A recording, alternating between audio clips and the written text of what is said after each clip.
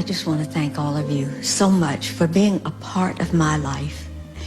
It's been so important to me, and I love you all, each and every one of you who are here, and of course, you who are watching there.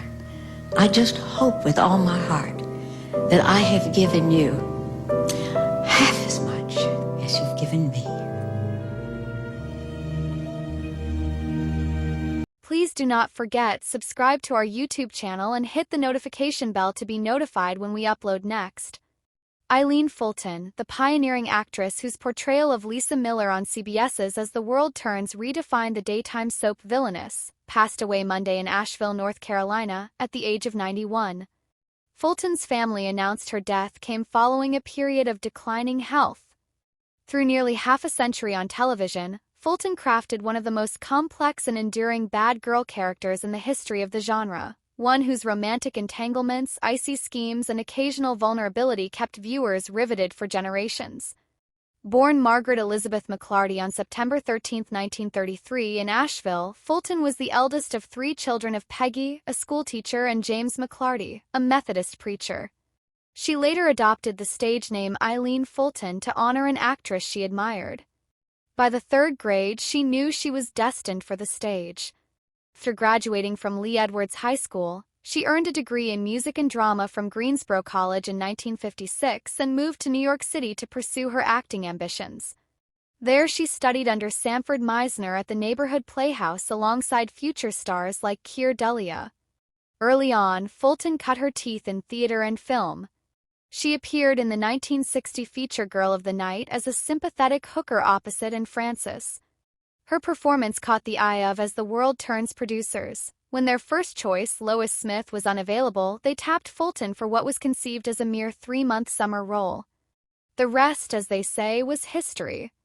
Arriving on screen in 1960, Fulton's Lisa Miller was billed initially as the sweet girl next door. But Fulton quietly recalibrated the character's intentions on the fly. "I'm tired of being the sweet girl next door," she later recalled. She began planting seeds of intrigue, sly glances, calculated pauses, and off-camera machinations. Audiences were transfixed. Lisa's conniving mini-plots against her first husband, Bob Hughes, Don Hastings, signaled a new era for daytime drama, one in which female characters could be unapologetically ambitious, morally gray, and wickedly seductive.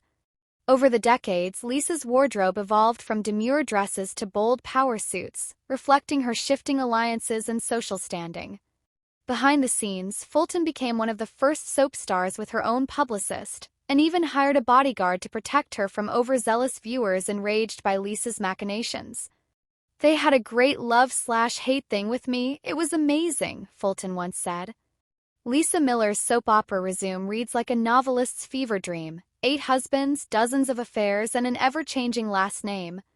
When As the World Turns signed off on September 17, 2010, her character's full moniker was Lisa Miller Hughes Eldridge Shea Coleman McCall Mitchell Grimaldi Chedwin. 3 marriages dissolved in divorce, 4 ended with a tragic death, and 1 was annulled.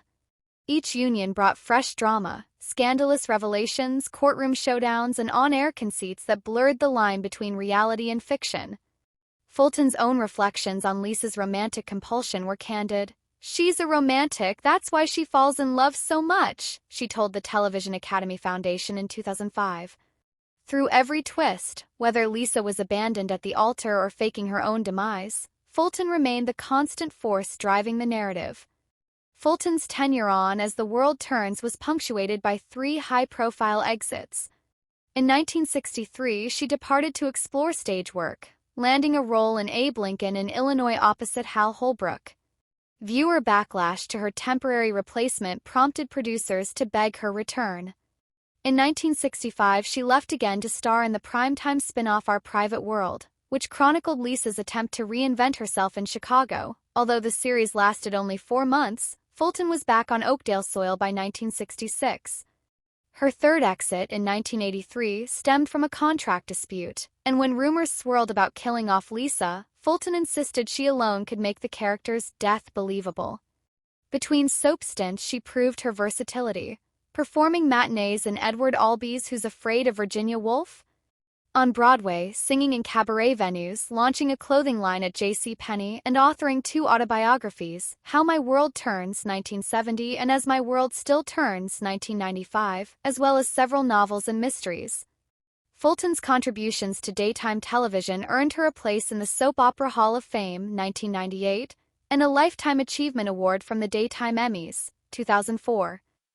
Never one to be typecast, she famously negotiated a contractual clause in the 1970s that barred her from ever playing a grandmother.